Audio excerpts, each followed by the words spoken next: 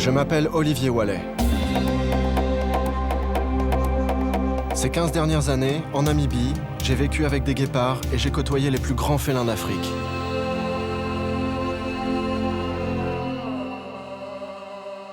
Pour rejoindre les derniers paradis sauvages, il faut désormais s'aventurer dans les régions les plus reculées de la planète, loin des hommes.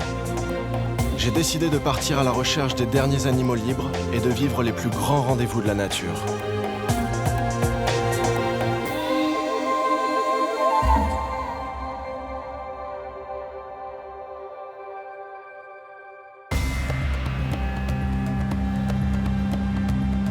Moasi Oa Tunya, le nuage de fumée qui gronde.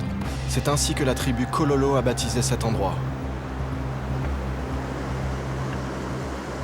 Aussi incroyable que ça puisse paraître, je me trouve juste en haut des chutes Victoria. C'est la fin de la saison sèche, les premières pluies viennent à peine de tomber et les chutes commencent à révéler toute leur puissance. Waouh!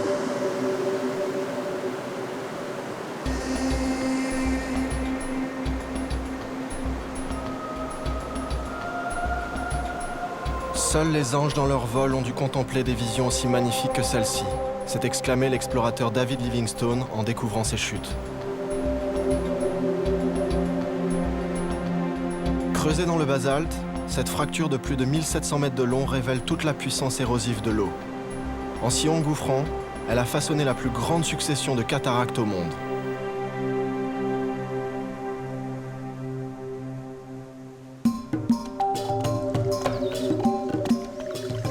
L'eau, source de vie. Cette année, le nord de la Zambie a bénéficié des premières averses de novembre, mais ici, au sud du pays, la pluie a déjà 3 semaines de retard.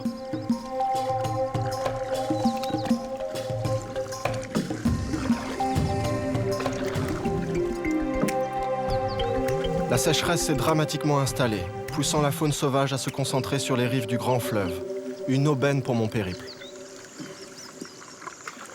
À ma droite, le Zimbabwe, à ma gauche, la Zambie, et entre les deux, l'un des plus grands fleuves d'Afrique, le Zambèze. Si tout va bien, dans 3 semaines, j'atteindrai Kasanka, où se prépare l'un des plus beaux spectacles de la nature. Chaque année, à la même époque, plus de 10 millions de chauves-souris se donnent rendez-vous au nord-est de la Zambie, formant le plus grand rassemblement de mammifères de la planète. Pour m'y rendre, je vais devoir suivre le Zambèze, puis le Luangwa, un de ses confluents, avant de prendre la route vers le nord du pays. Né à l'extrémité nord de la Zambie, le Zambèze a traversé l'Angola, le Botswana et une partie du Zimbabwe avant de franchir les chutes. Il file ensuite vers le Mozambique pour se jeter dans l'océan Indien au bout d'une course de 2660 km. C'est ici, à quelques kilomètres des célèbres chutes Victoria, que commence mon périple à la recherche des derniers paradis sauvages de Zambie.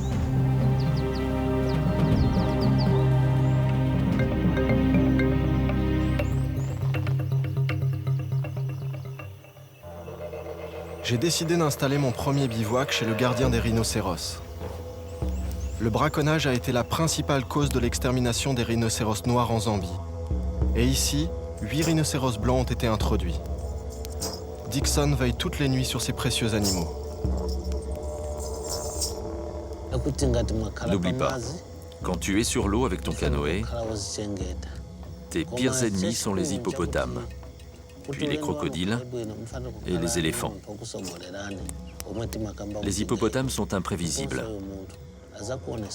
Ne te mets jamais sur leur chemin. Ils sont chez eux dans l'eau. Reste le plus souvent le long des berges. Si tu chavires, surtout n'essaie pas de nager, mais remonte dans ton canoë le plus rapidement possible.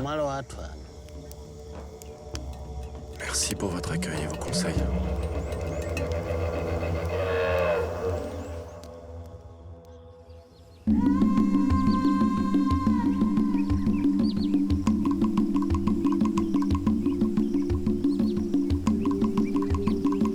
Celui que l'on appelle Grand Fleuve, en langue tonga, est un fleuve indomptable soumis aux caprices du ciel. L'eau peut disparaître ou tout engloutir.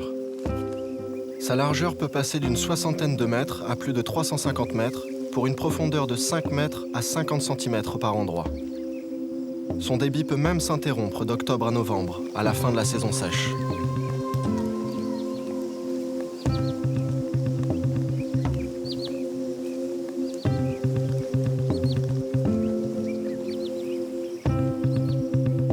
ce territoire semi-aride, grands herbivores et carnivores cohabitent le long des forêts fluviales.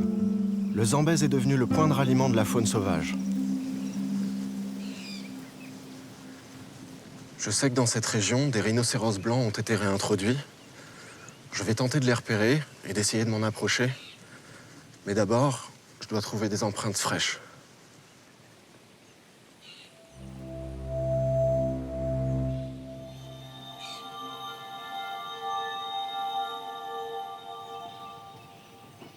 Ces forêts riveraines apportent un peu de fraîcheur pendant les heures les plus chaudes, quand la température peut flirter avec les 44 degrés. Ma présence ici laisse perplexe plus d'un coba croissant.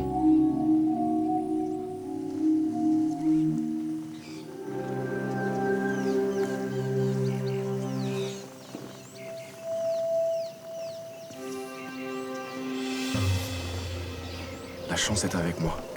Je ne pensais pas les trouver si vite. Si on veut approcher à pied un rhinocéros de très près, il vaut mieux éviter de le surprendre.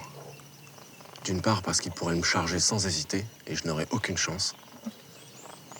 Ou bien détecter mon odeur de très loin et s'enfuir.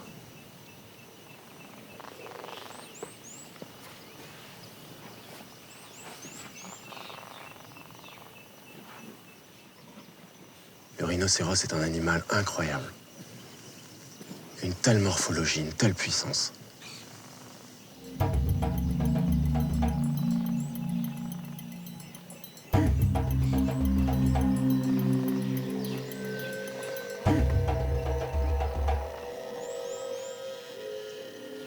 Cette espèce est extrêmement menacée. Il ne resterait plus que 20 000 rhinocéros blancs en Afrique.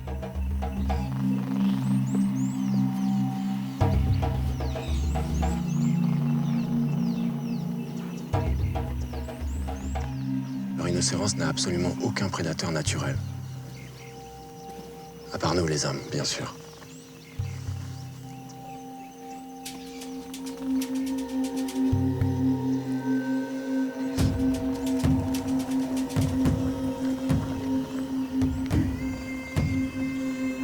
J'abandonne ces paisibles mastodontes pour rejoindre d'autres géants venus se rafraîchir sur les rives du Zambèze.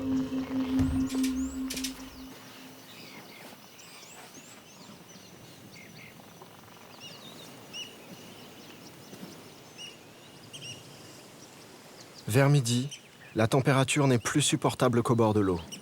Elle est montée à plus de 40 degrés Celsius.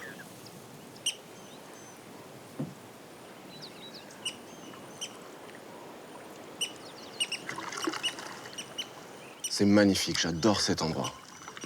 Et pourtant, à partir du mois de septembre, par endroits, le Zambèze peut se réduire à presque plus rien. Mais pas ici, dans le Lower Zambezi. Car pendant les pics de sécheresse, le sud du Zambèze profite des retenues d'eau installées en amont. Les vannes du barrage du lac Kariba sont ouvertes et le grand fleuve reprend alors toute son ampleur.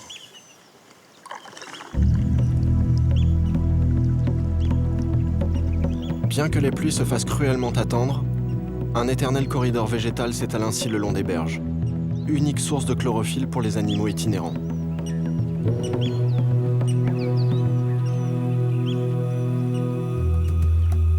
Au mois de novembre, le Zambèze est à son niveau minimum. Je dois me méfier de menaces invisibles qui glissent sous ma pirogue. Le cours d'eau est infesté de crocodiles du Nil et d'hippopotames. Et ici, ces derniers sont omniprésents et plutôt tendus quand un intrus approche.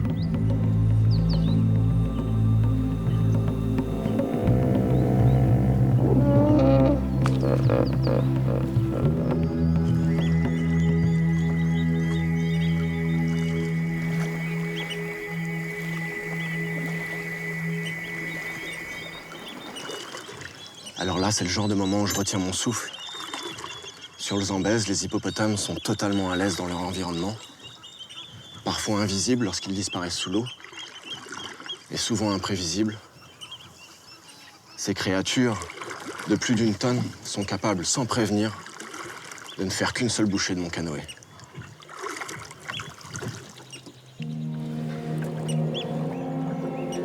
La Zambie abrite la plus grande population d'hippopotames au monde. Plus de 40 000 individus se sont établis sur les rives du Zambèze et ses confluents. Plus qu'une source de vie, L'eau est aussi l'élément régénérateur pour les éléphants affectés par la chaleur et la sécheresse.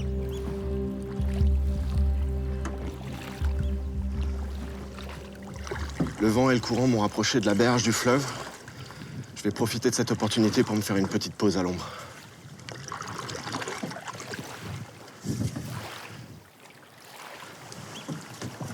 Comme très souvent, la nature me fait de beaux cadeaux. On va voir ce que cet arbre me réserve.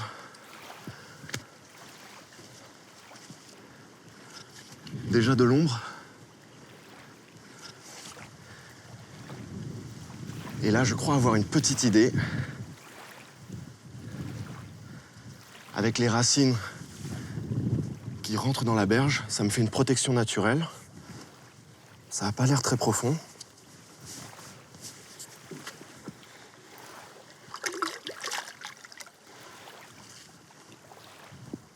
Eh ben oui, c'est l'endroit idéal pour prendre un petit bain. Enfin!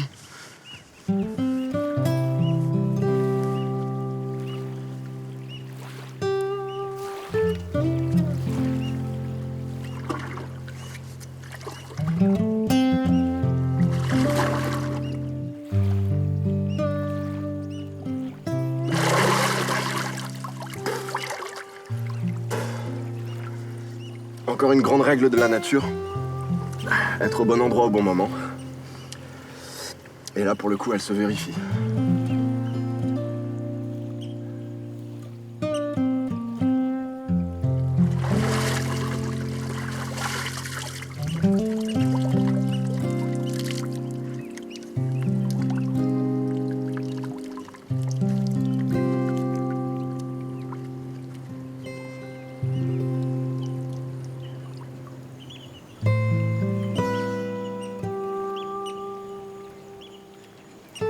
Je ne suis pas le seul à subir cette chaleur étouffante, qui va conduire les oies d'Égypte à abandonner cette région.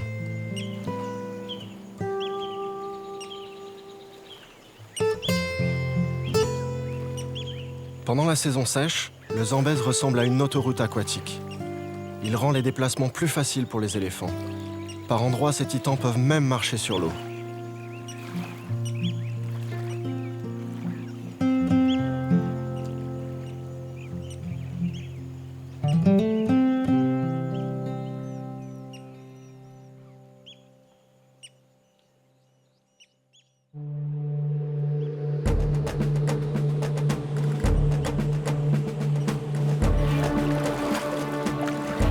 J'ai pu rejoindre sans encombre la réserve du bas Zambèze. Et le spectacle continue. Les rives sont devenues le terrain de jeu favori des fouilleurs de boue. Babouins et phacochères viennent s'y régaler de racines facilement accessibles et débusquer de nombreuses larves d'insectes.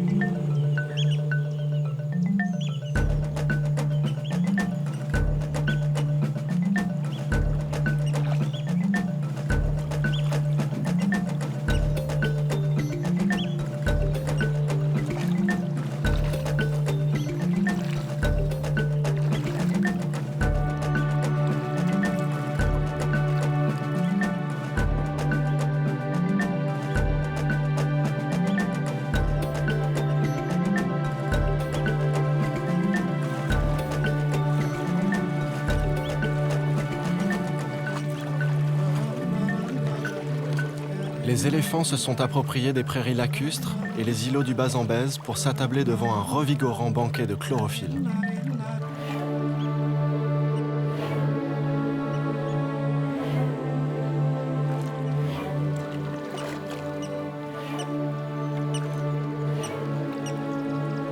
Dans quelques semaines, avec le retour des pluies, ils retourneront dans les terres pour profiter des jeunes pousses en dormance.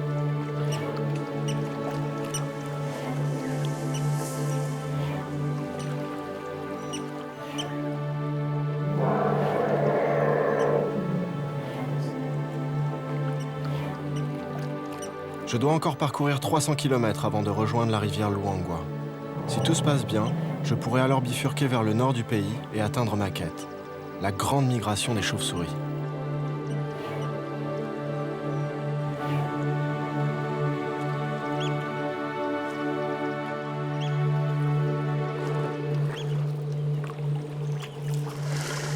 J'aperçois des gens au bord de la rivière. Ils ont l'air occupés à construire quelque chose, je vais aller voir ce qui se passe.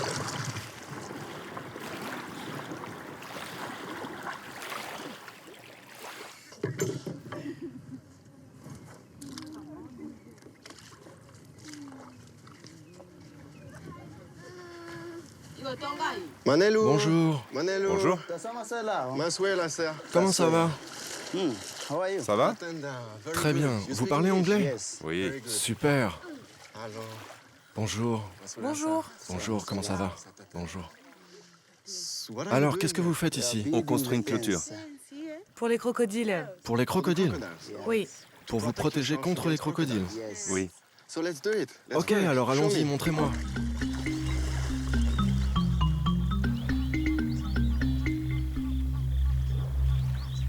Dans ce paradis écologique pour grands mammifères et crocodiles, quelques rares familles de pêcheurs-cultivateurs partagent le même territoire, de façon totalement inattendue et dans une fragile harmonie.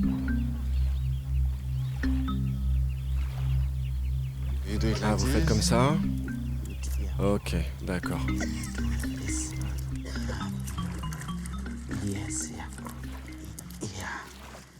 Est-ce que vous buvez l'eau du fleuve? Oui, on la boit. Donc, vous avez toujours de l'eau à proximité. Oui. Donc vous êtes sûr de ne jamais manquer. En venant ici, j'ai vu des éléphants, des hippopotames, mais je suis resté près des berges parce que je n'ai pas voulu prendre de risques. Et je suis tellement heureux de voir des hommes. Et nous aussi, on est contents de te voir. Vous avez vraiment perdu des gens ici à cause des crocodiles? Oui. On en a perdu pas mal. Ce sont des hommes, plutôt des pêcheurs en général? Ouais, des villageois, et même le chaman. J'étais sûr que vous, les pêcheurs, aviez trouvé une solution pour être en sécurité.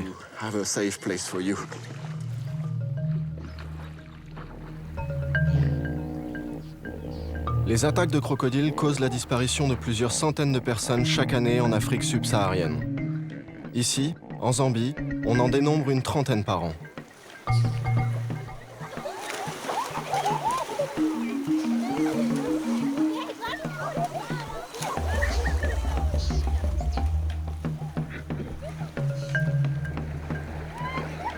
Sur les rives du Zambèze, on ne parle pas de conflit entre l'homme et l'animal. Chacun tente, tant bien que mal, de trouver sa place.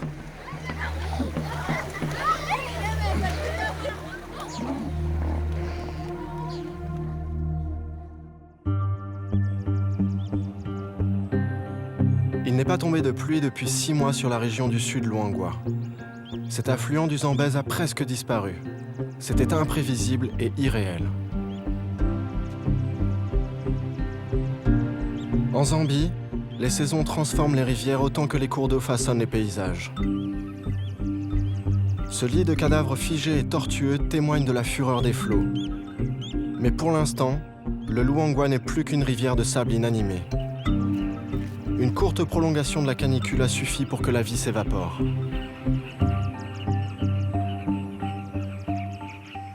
J'ai dû abandonner mon canoë derrière moi, dans la région du sud Luangwa, car les grandes pluies ne sont pas encore arrivées. C'est la sécheresse. Il n'y a quasiment plus d'eau dans cet immense lit de rivière. Alors je vais continuer mon périple à pied vers le nord.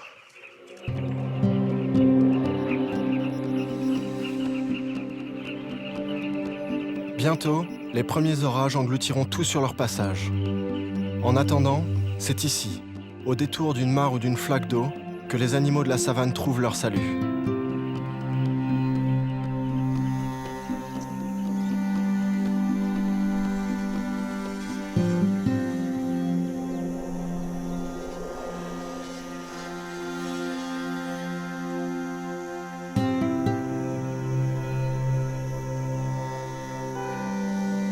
Mais en milieu de journée, une seule chose les préoccupe, se mettre à l'ombre.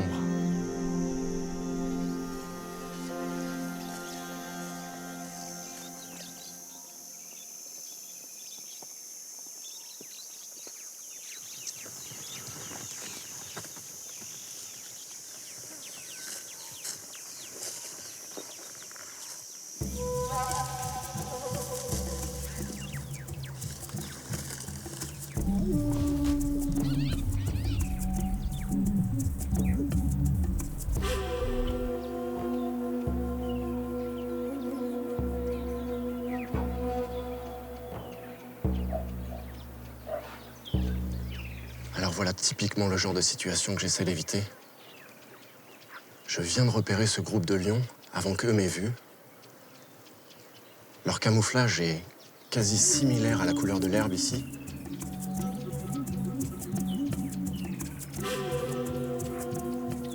Par chance, j'ai pu apercevoir ce groupe de lions, à peu près une dizaine, avec pas mal de petits, de jeunes.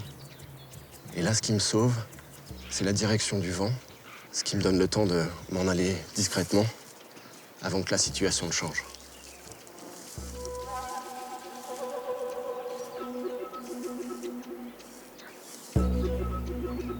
Cette année, plus qu'aucune autre, la Zambie suffoque.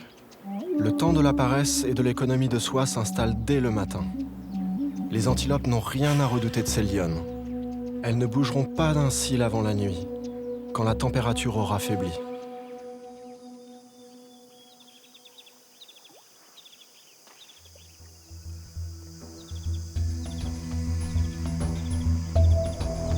La chaleur, accablante, d'une moyenne de 45 degrés, atteindra progressivement 50 degrés dans l'après-midi. Heureusement pour les hippopotames, tous les points d'eau ne sont pas taris.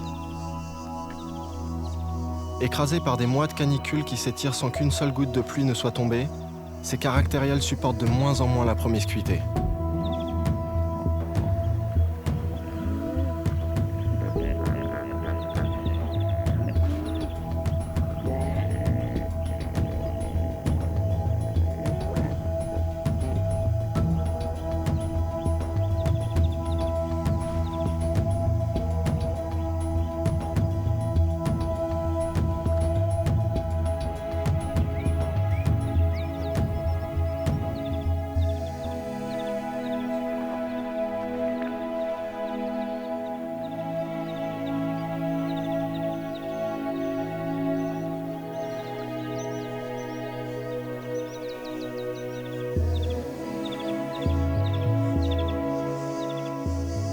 Partout où mes yeux peuvent se projeter, j'aperçois des crocodiles, plus ou moins gros, sur la berge ou dans l'eau.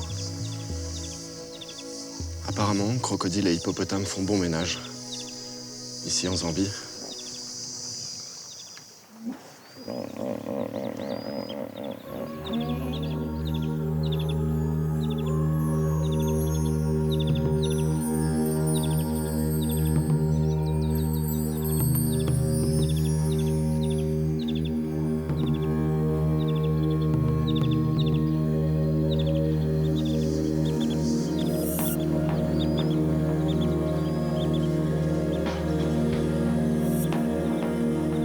Dans cet univers intact, loin des hommes, les animaux ont appris à vivre au rythme indomptable du grand fleuve.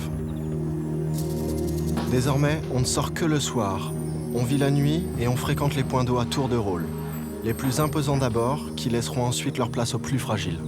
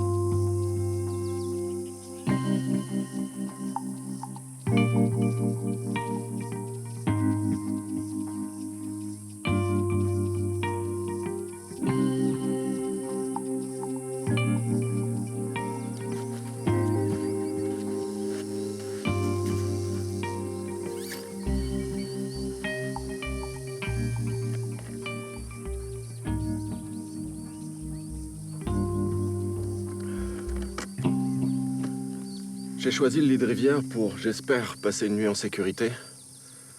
J'ai bien fait attention de m'éloigner de tout passage d'animaux. J'espère que ce sera suffisant. Et maintenant, je vais chercher à manger.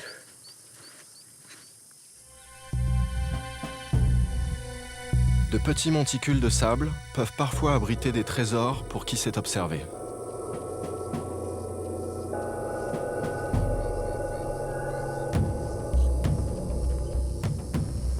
peut-être mon dîner.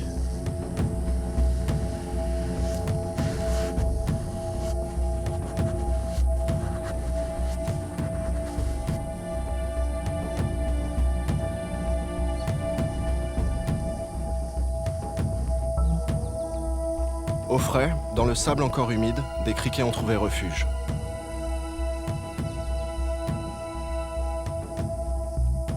C'est un bon début, mais il va vraiment falloir d'autres.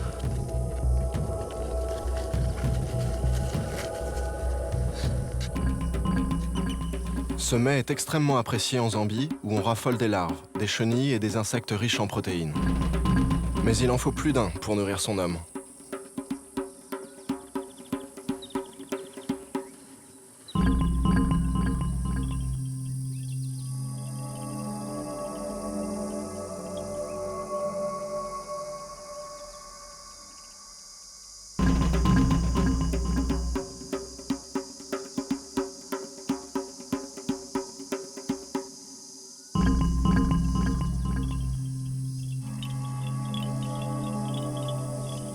C'est dans ces moments-là que l'on se sent tout petit et vulnérable. Mais la nature n'est pas un milieu aussi hostile qu'on peut nous le faire croire.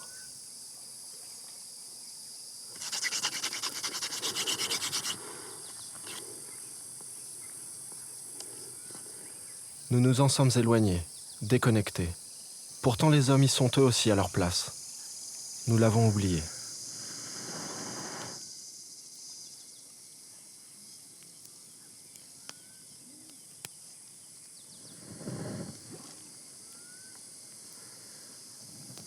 En se tenant à distance, en respectant les animaux et en ne manifestant aucune crainte ou signe agressif, on peut éviter les problèmes. Pas grand-chose d'autre à faire. Ce sont mes premiers visiteurs, il y en aura bien d'autres. Je suis chez eux.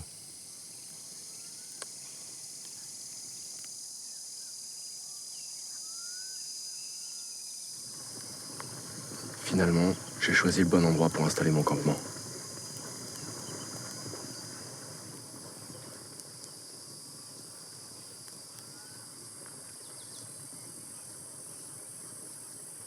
Comme quoi on peut avoir sa place dans la nature.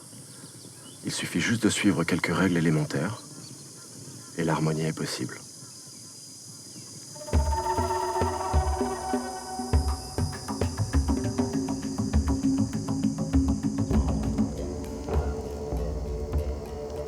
Dans le criquet, tout se mange. Il faut juste retirer les intestins.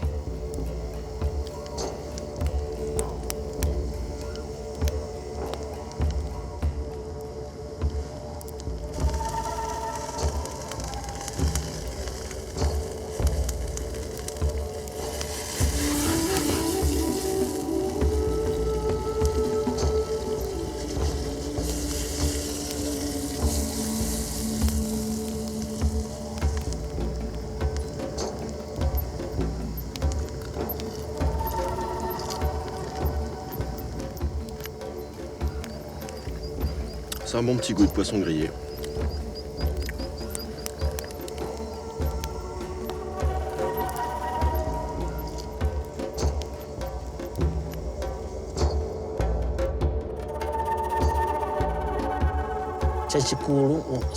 Quand tu es à pied, sers-toi de tous tes sens. Reste constamment en état d'alerte.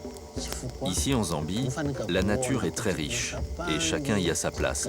Alors si tu respectes les animaux, ils feront de même. Observe bien et tu profiteras pleinement de ton voyage.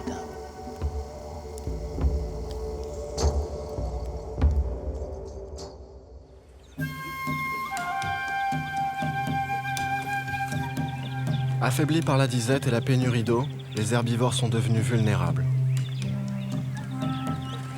Alors que les fauves, eux, sont repus. Autour de ces flaques, une cohabitation qui n'a de pacifique que l'apparence est instaurée. En réalité, tout ce petit monde se côtoie dans un rituel bien réglé, à tour de rôle.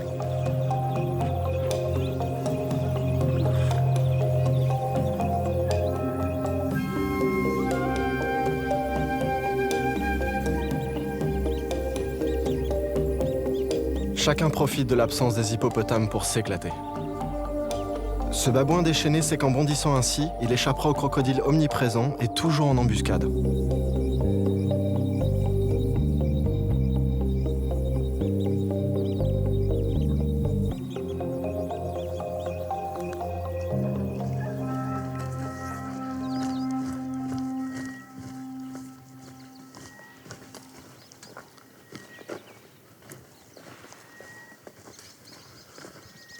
je reprends ma route sur la rivière de sable avant que la température n'atteigne de nouveaux pics de chaleur. Les premiers rayons du soleil annoncent le repli pour les hippopotames partis se ravitailler.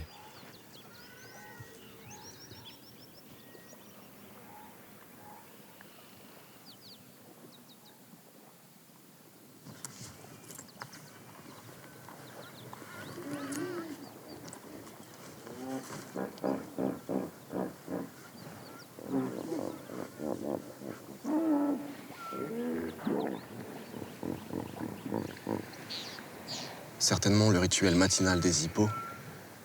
Les uns après les autres, ils sortent de la forêt pour descendre dans la rivière, là où l'eau reste encore assez profonde ici.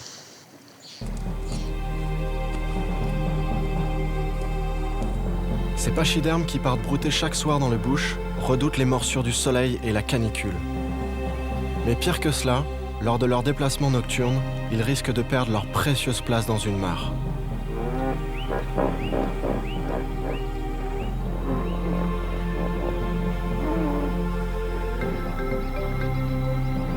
Dans les harems surpeuplés, les grands mâles dominants ne tolèrent aucun intrus.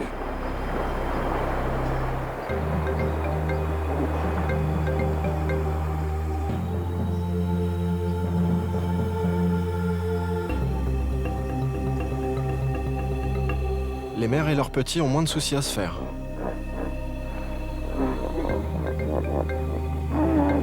Ces jeunes mâles cherchent à s'infiltrer dans ce point d'eau. Ils profitent du manque d'attention du gardien des lieux déjà occupé avec l'une de ses femelles. Ils s'exposent à des représailles.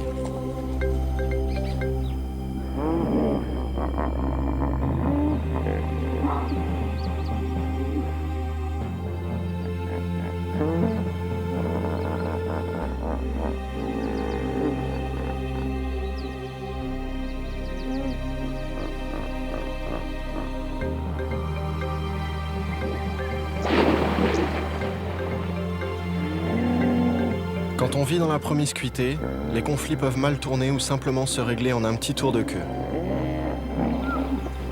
Pour éloigner les rôdeurs et marquer son territoire, le mâle dominant n'oublie jamais de disperser ses déjections. Les derniers points d'eau du Luangwa se sont transformés en camps retranchés. Par endroits, plus de 200 hippopotames s'agglutinent.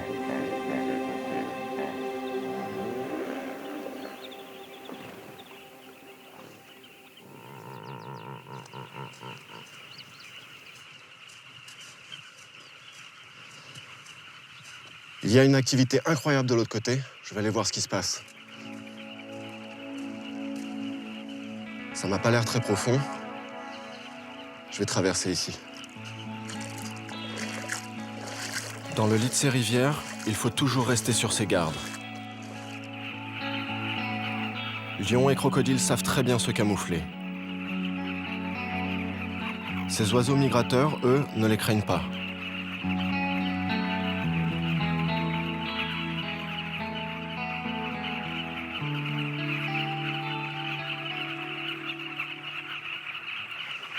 C'est une colonie de guêpiers carmins, des oiseaux magnifiques. Ce sont de redoutables mangeurs d'insectes, et chaque année, ils migrent du Mozambique pour venir ici en Zambie, nicher dans les berges des rivières asséchées. C'est un très beau spectacle.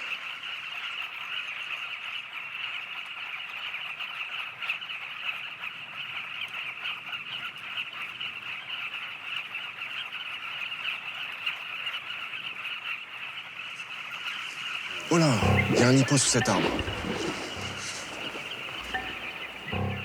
Je ne donne pas cher de la peau de ce mâle blessé et isolé, mais il vaut mieux s'en méfier.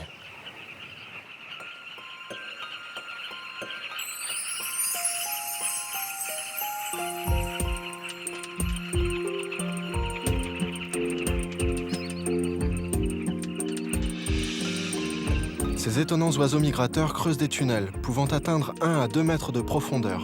Chaque femelle y dépose entre 2 et 5 œufs. Leur citadelle de sable et d'argile est bâtie dans les hauteurs des berges. Un endroit idéal pour mettre à l'abri les petits, mais pas totalement imprenable.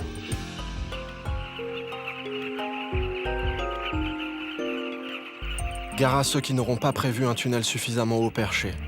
Le varan du Nil, leur pire ennemi, ne fera qu'une bouchée les portées.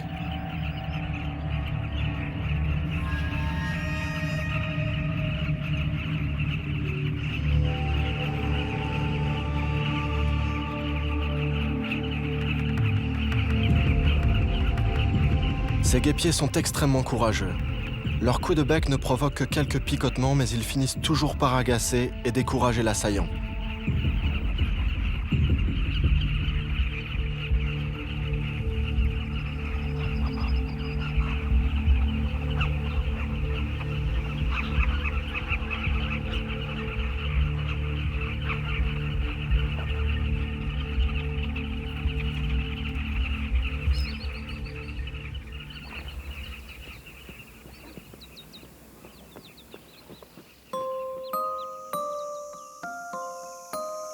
La canicule exceptionnelle, la poussière et la sécheresse n'incitent pas les animaux à poursuivre leur mode de vie nomade.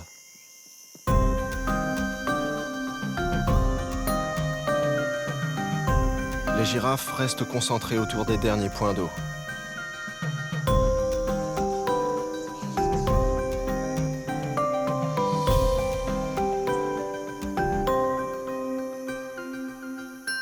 Les jeunes mâles, eux, en profitent pour s'exercer maladroitement au necking, cet art guerrier girafe qui se pratique coup contre coup.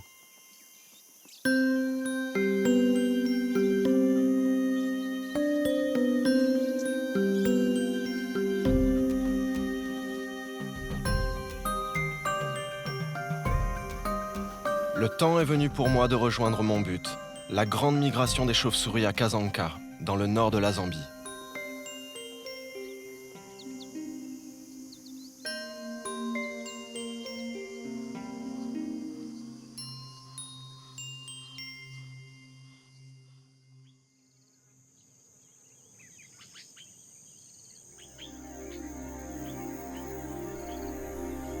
Je m'approche de Bangweulu, un territoire où le temps semble suspendu.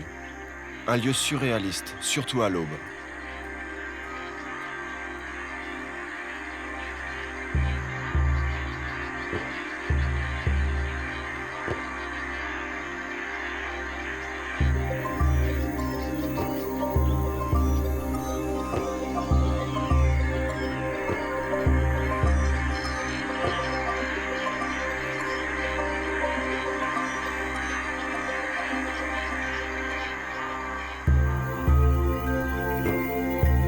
Cette plaine entièrement inondée 6 mois de l'année est un refuge idéal pour les petits herbivores.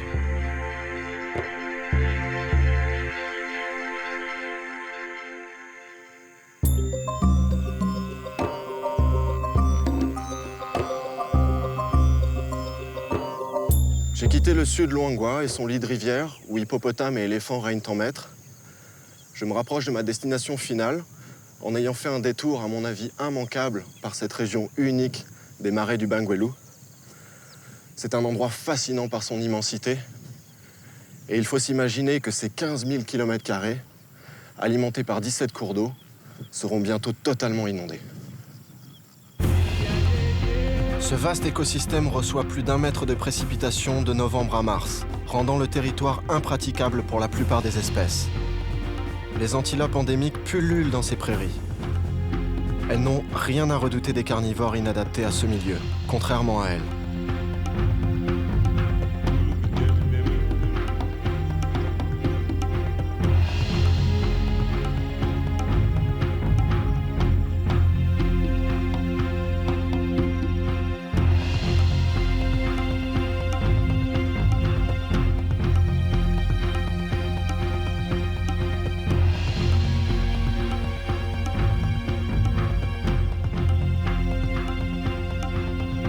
Le Bangweulu est un paradis pour les lechouets noirs.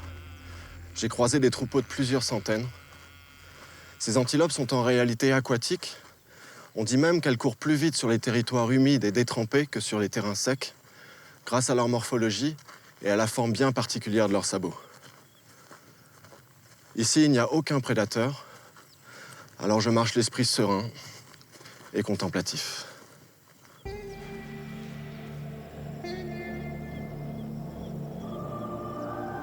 Il me reste plus d'1 centaine de kilomètres à parcourir, et c'est assez désespérant de marcher dans cette plaine à l'horizon infini, dépourvue d'obstacles.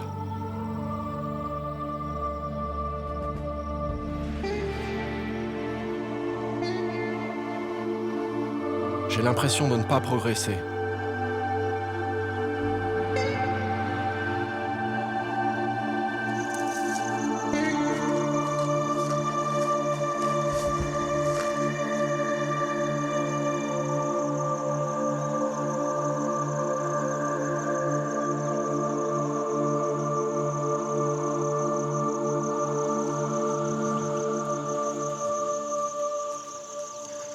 J'ai quitté Benguelou, un endroit à mes yeux d'une rare beauté.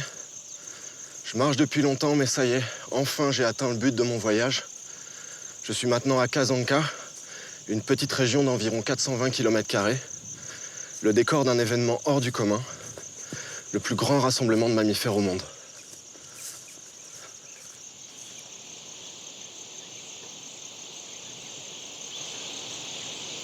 J'approche de ma quête. Hallucinant et pourtant bien réel.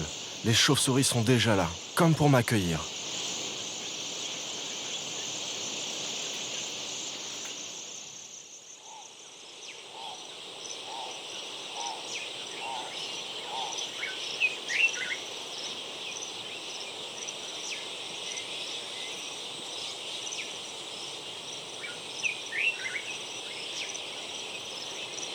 Il est 5h30 et le ciel a tenu sa promesse.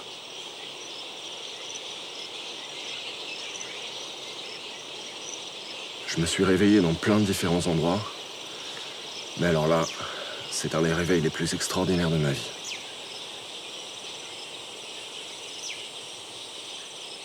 C'est incroyable. Des millions de chauves-souris qui rentrent tout en même temps d'un festin qui a duré toute la nuit pour venir se reposer au même endroit, dans un petit bout de forêt. J'ai jamais rien vu de pareil.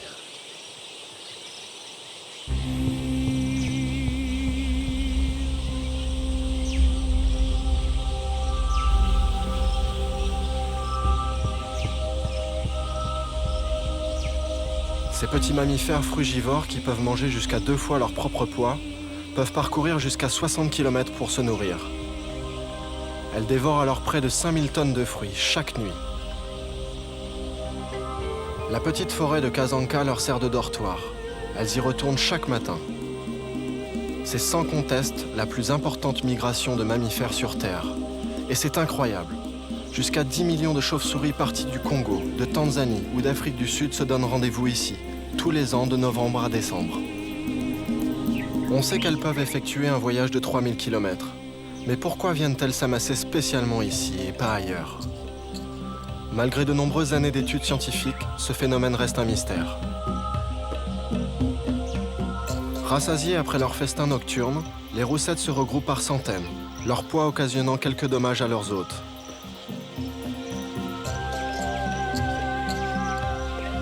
Mais ces petits mammifères ont un rôle essentiel. En essaimant des graines sur leur trajet, ce sont d'irremplaçables jardinières de la nature.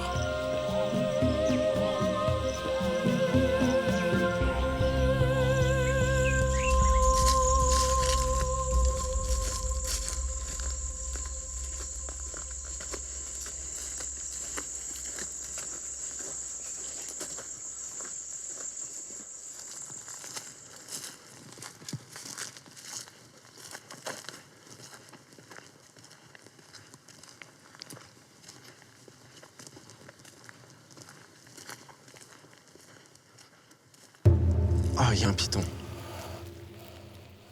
J'espérais vraiment en rencontrer un, car ici, ils sont très communs en Zambie.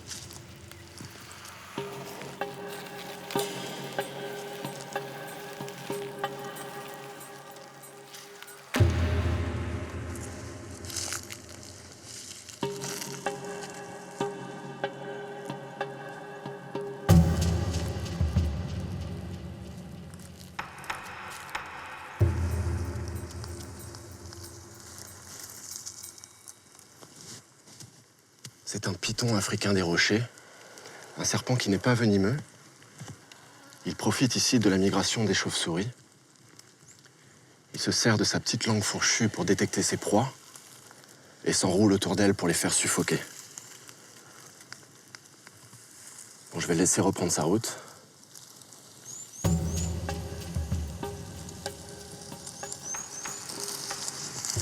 Et moi aussi, il me reste encore un petit bout de chemin à faire.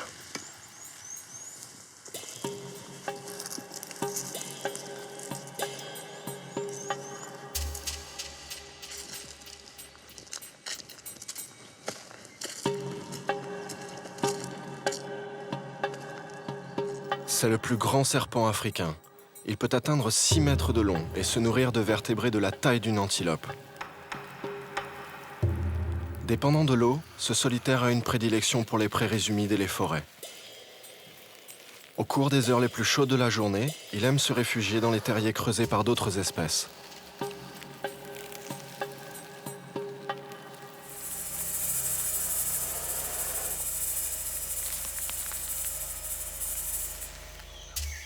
À Kazanka, les rapaces sont les principaux prédateurs des chauves-souris. Ces roussettes paillées ont trouvé ici un refuge idéal. Un endroit où il est très pénible pour un homme de se frayer un chemin.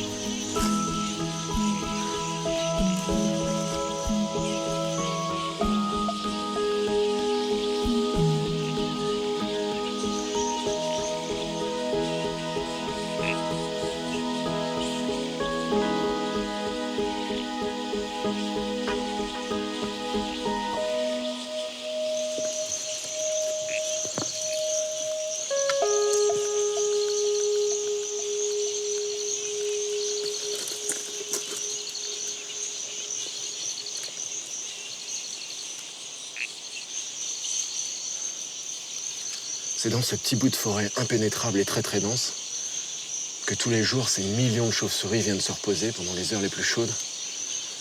Je me suis lancé le défi d'essayer de m'en approcher. J'ai beaucoup de mal. La moindre odeur, le moindre mouvement, le moindre petit bruit les fait s'envoler.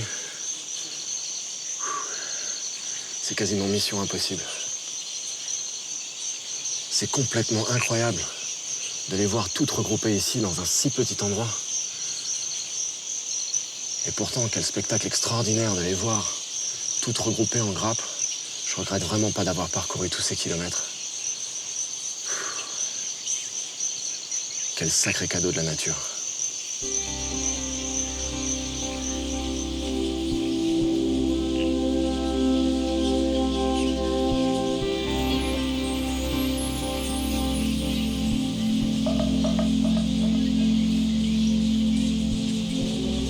Tous les ans, le ciel pourpre d'automne devient la toile de fond de ce spectacle unique, à l'instar des grandes migrations qui rythment le sol de la savane.